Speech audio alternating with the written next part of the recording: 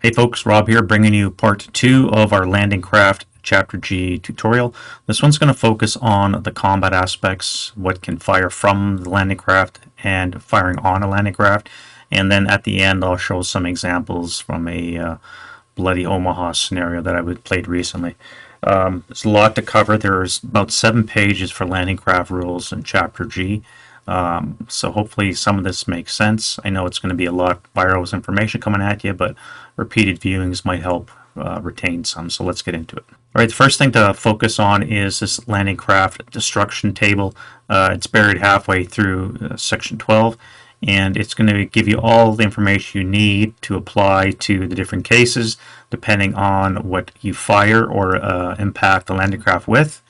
Whether it's armored or unarmored, you just cross-reference, you find the applicable letter, and then you find out the information you need. So this is a nice one-page summary of, as I said, those 7 pages of rules. Let's break down what we do know about it. Now, if you're going to be firing from a landing craft or the landing craft itself, there are several limitations. You can only fire in the prep fire phase if you are fast aground, which means you're basically stuck and or beached. And you must crew your weapons if your landing craft has such. All of your normal penalties are going to apply for moving vehicle, etc. Landing craft cannot conduct obviously overruns, and you cannot place any kind of smoke or fire from the passengers. Basically, the passengers cannot attack. It's only the inherent weapon of the landing craft that can attack, provided, again, it's fast aground and or crewed. When it comes to non-close combat versus a landing craft, this is gets very confusing. It depends on whether or not the landing craft is armored, elevation of the firer versus the landing craft, i.e. if you're at a higher level than the distance to the landing craft, you can use aerial advantage. You either treat it as an AFV and all that entails, or you're going to be treated as an unarmored vehicle. Now, unarmored vehicles, once you've secured a hit with ordnance, you'll have to roll on the IFT vehicle line to determine the actual result. And the same applies with non-ordnance direct fire weapons. You'll have to fire on the vehicle line of the IFT. And again, we'll get into the modifiers for that. Now for this, remember, we're treated as either an AFV, which is armored, or unarmored. You're not treated as a boat. If it's you do have the elevation advantage, or it's, say, for example, an aircraft coming in with an MG, open top rules could apply.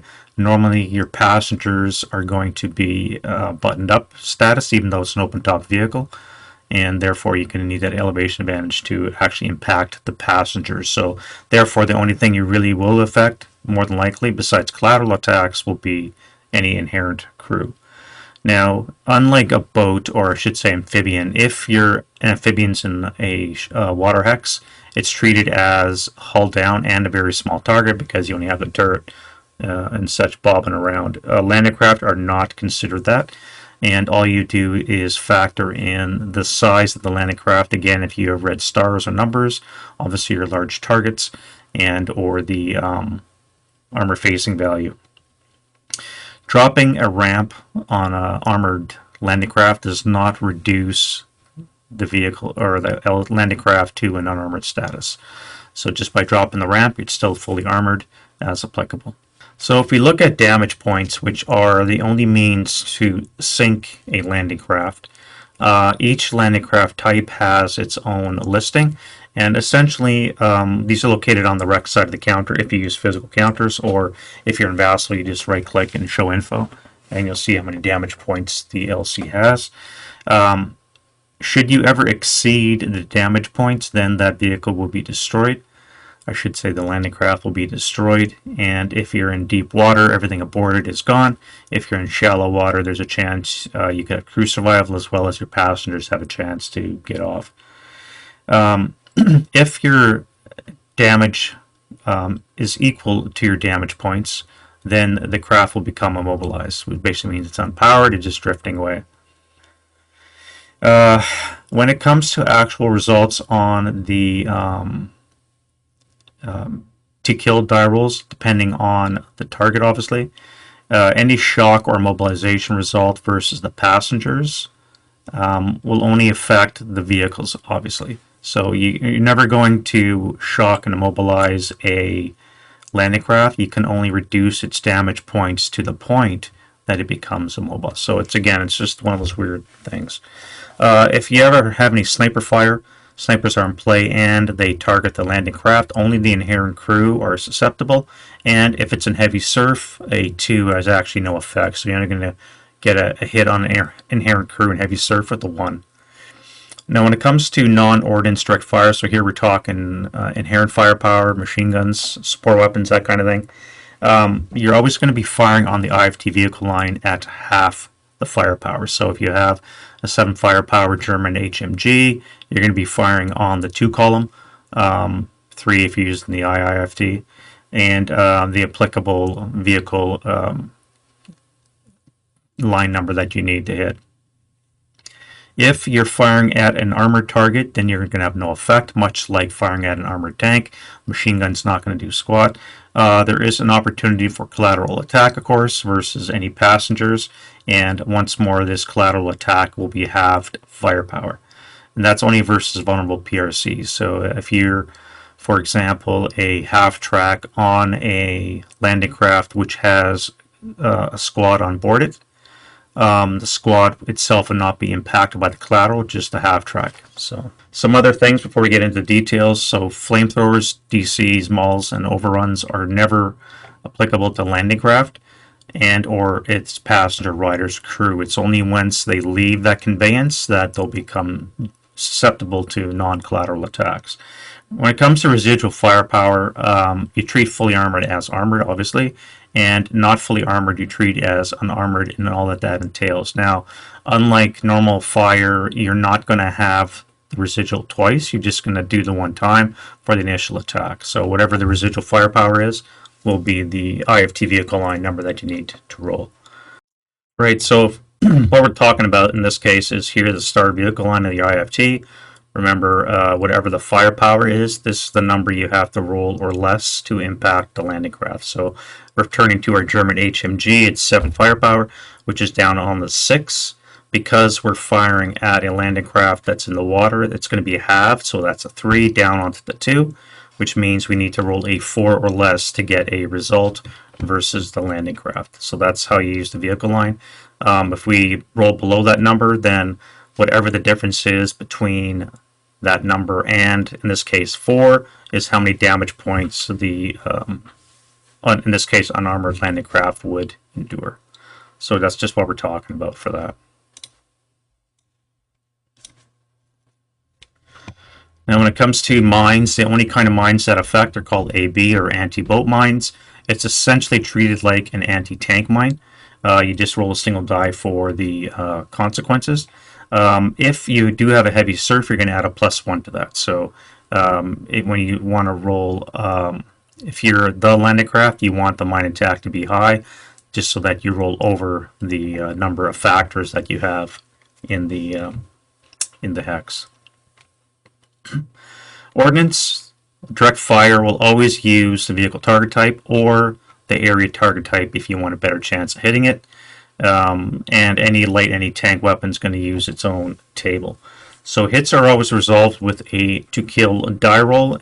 If it's an HE, then and it's less than the final to kill number. Again, the difference between that final die roll and your final to kill number is the number of damage points the conveyance suffers. So some of the earlier war ones, which only have 2, maybe 3 damage points, can seriously get damaged or sunk in the course of a couple of shots. If the die roll equals the to kill number, then there's no effect, although you do have a possible collateral attack versus any vulnerable PRC. Again, remember that most of the time your passengers cannot be affected. Collateral attack is the only real way that they can. When it comes to AP fire, if it's less than or equal to half of the final to kill number, then it's just 1 DP. If it's above it, then it's no effect. So except for collateral attack if it's below the final to kill number. So again, if you have AP, you're going to fire it at a landing craft. It's a single shot. It's going to punch right through it. You'll inflict 1 damage point if you roll low. possibly collateral attack if you below the final to kill number, or it will have no effect. You cannot directly target passengers. Again, like we said, it's only through collateral attack that you can target anybody that's on the landing craft. All right, so if you look at a machine gun, and in this case we would have a to kill number of 4. If we were to roll and equal that, normally it would be a stun result. However, that does not apply versus landing craft. It is an actual collateral attack that will occur. The inherent crew will be fine, so the passengers only. So when it comes to OBA and area target type, you do not have it for purposes of G12.61, which basically says firing at a landing craft is going to be half firepower for non-ordnance. You just do your normal halving for area target type, so it's not going to be penalized twice. OBA as well will not be impacted. It would just be firing at full effect. It's resolved on the IFT versus an armored landing craft, where if you get a KIA at the result, that's a damage point, and if it's a K/number, then it's not going to be any impact whatsoever, although again you do have a possible collateral attack. If you have a unarmored or a not fully armored landing craft, again you're just directly on the IFT using the vehicle line. So if it's a armored landing craft, you use the IFT result and you need a KIA.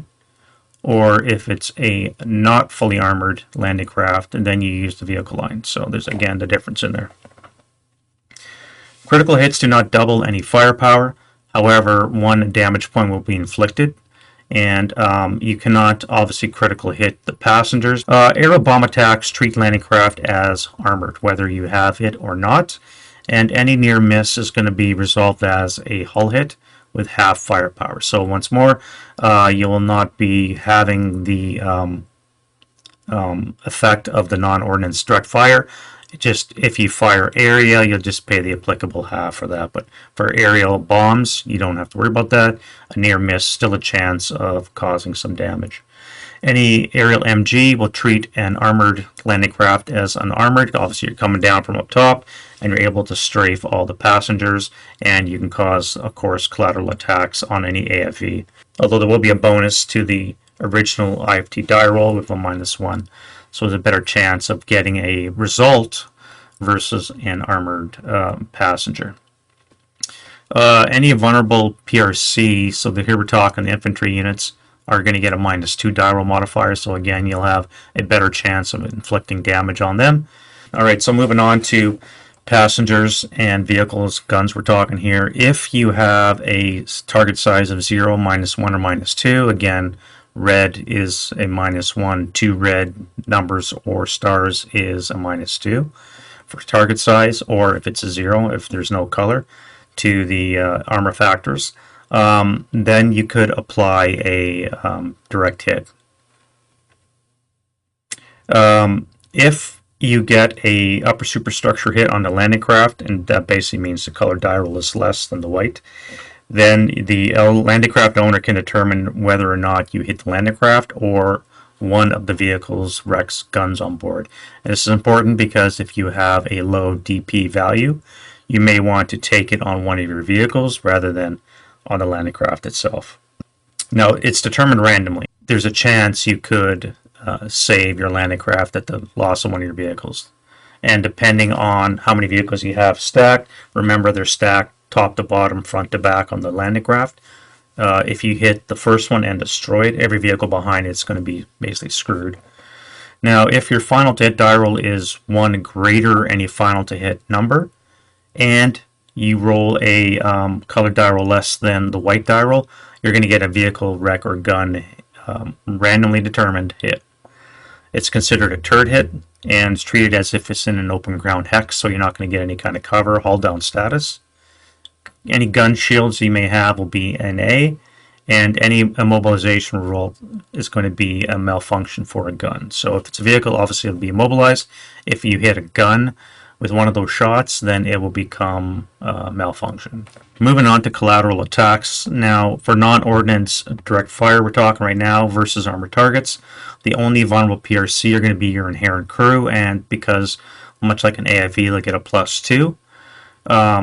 any guns, non-AAV wrecks, unarmored vehicles, and any target size that is 0, -1, or -2 are also the only vulnerable ones to a non-ordnance direct fire.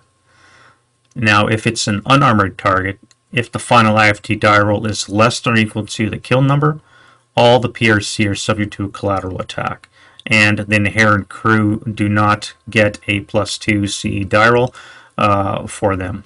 When it comes to the passengers, again, if it's an AFV buttoned up PRC, like a squad on a half track, for example, or a wreck, you're not treated as unarmored unless you're attacked by an aerial MG, in which case you would be considered vulnerable.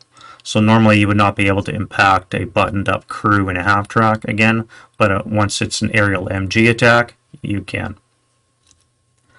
Ordnance OBA can only affect the landing craft and any vulnerable passengers again, and any inherent crew is not vulnerable unless it's an aerial bomb near miss. So when it comes to Ordnance and OBA, the inherent crew of the landing craft is not vulnerable, although you could hit the landing craft and its passengers. Unless it's a near bomb miss, in which case the inherent crew might be susceptible. Again, this is going to be a lot of confusing talk, but again, I refer you to the landing craft destruction table in the middle of section 12, which lists everything out, including weapon type, attack type at the top. And lastly, to confuse the matter more, if you have an Ordnance OBA and you roll a turret hit, so again, if the colored die roll is less than the white die, that's considered a turret hit. The inherent crew might be susceptible to a collateral attack. Again, you're going to either attack the landing craft or, in this case, the inherent crew collaterally. And let's look at blazes and destruction. So if you ever inflict 2 or more DP from a single attack and the colored die roll is a 1, then you will inflict a blaze result on the vehicle as well. You may not sink it, but you will put a blaze counter on the landing craft with a pin marker. The pin comes off at the close combat phase. It's just to denote that in the next turn, you're going to start losing movement points per blaze counter that you have on.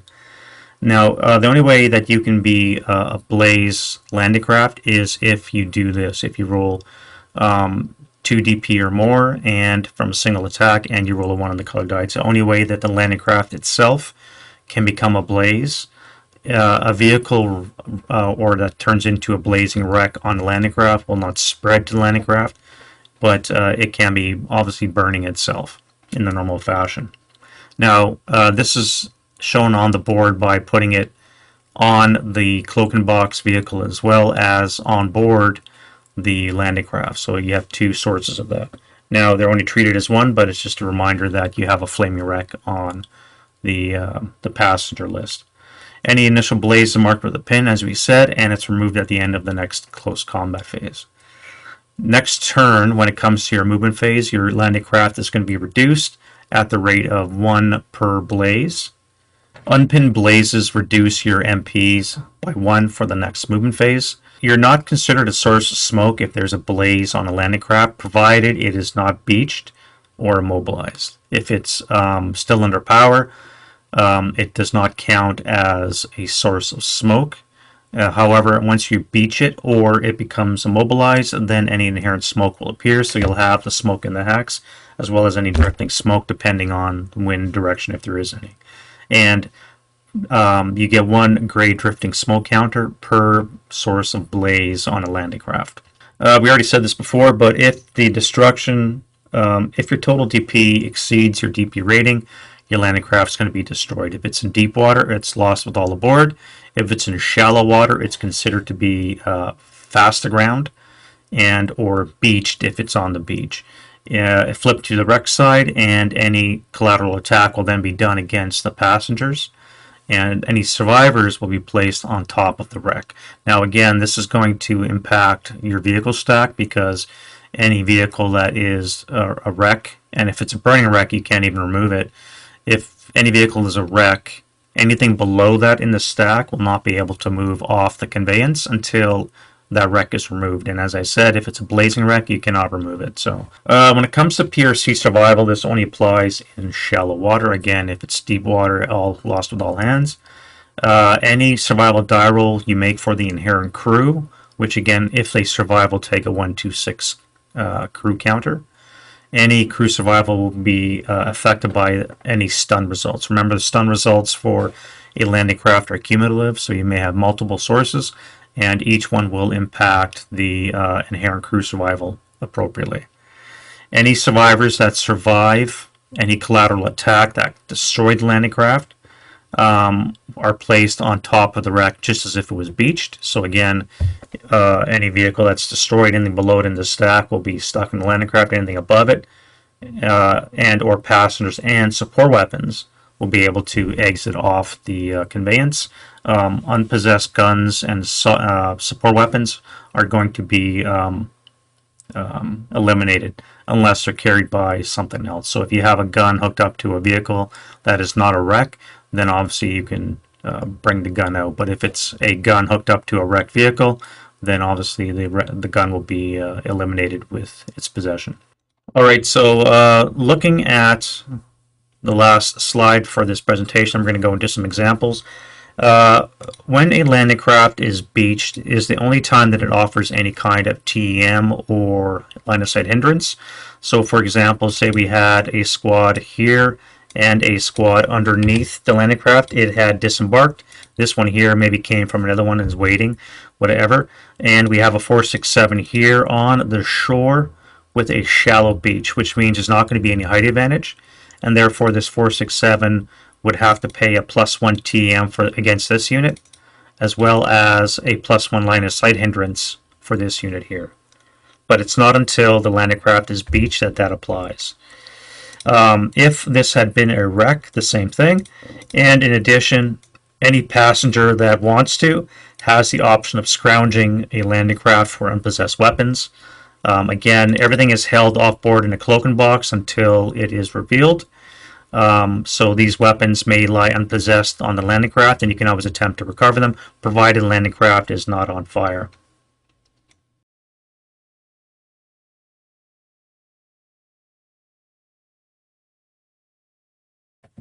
And so that's going to be part 2 of our landing craft tutorial. Again, there is a lot to cover. A lot of that material might be a lot to take on. Just remember the 7 pages of rules I tried to cover in this sub-hour long video. And the examples I could give could probably be exhaustive, but it depends on the situation. So once more, the landing craft destruction table is your go-to. It lists all the consequences of being hit. And you're just going to have to use them to get used to the different impacts of their use and fire reverse of them. So hopefully it was been of some use. So we'll see you guys in the next video. Bye bye.